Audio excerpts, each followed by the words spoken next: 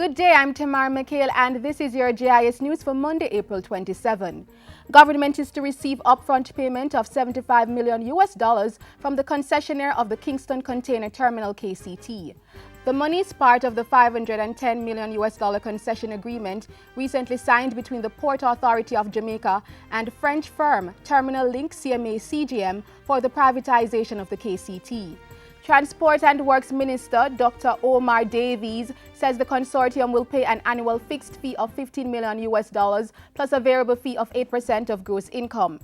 Whilst the concession will be mutually beneficial, Mr. Speaker, the most important benefit for Jamaica is that this expenditure is taking place, which will make the KCT ready for regional and international competition.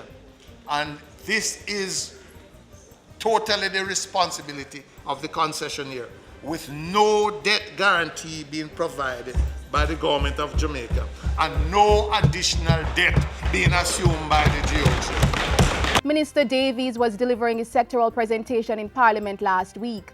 He said the transaction would allow the PAJ to service its debt and to become involved in new areas of maritime business such as port-side logistics. Government has not taken a decision to close any postal service location. Science and Technology Minister Philip Paulwell made the assertion during a recent Jamaica House media briefing in response to the reported unsustainable operations at some post offices. He said any such decision would not be taken without consultations with the various stakeholders. We have a staff position that we are studying. One important aspect of it will commence in May, which is to engage some debate, because these proposed changes can't happen without full consultation. The post office is an institution. He said one of the proposals was to provide mobile services in a more concentrated way. More young people will soon receive work experience in private sector companies under the National Youth Services Summer Job Program.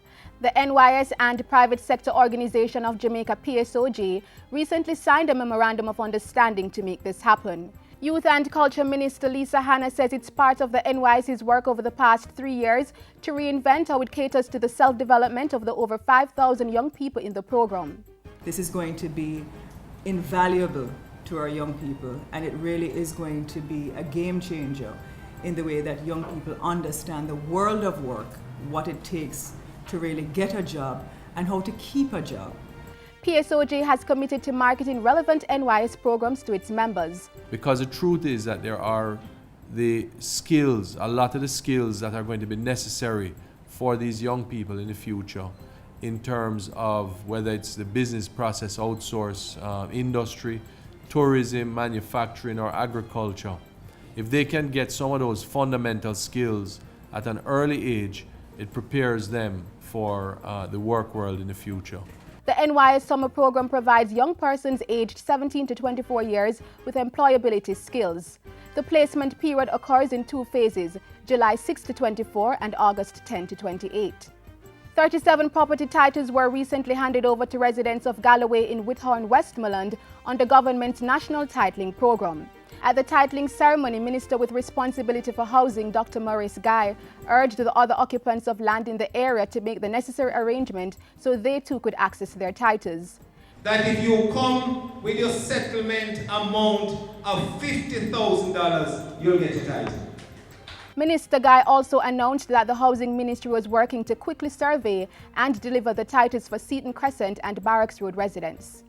And finally, the Companies Office of Jamaica COJ is urging delinquent businesses to take advantage of the 3-pronged amnesty which runs from May 4 to June 30. The amnesty facilitates reduced rates for the filing of outstanding annual returns, the removal of companies, and closure of business names from the COJ's register.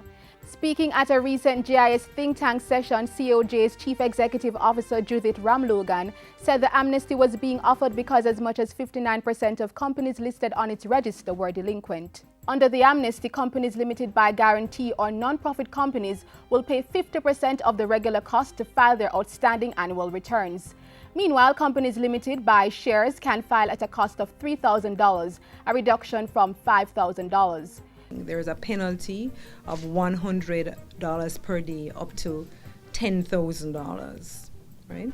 So the amnesty will allow for the penalty to be waived, so persons or companies will not have to pay the penalty. During the period, companies may be removed from the register for a flat fee of $10,000, while persons who own business names that have been registered but never renewed can close those business names for a flat fee of $2,000. And that's it for JIS News today. I'm Tamara McHale. Thank you for watching.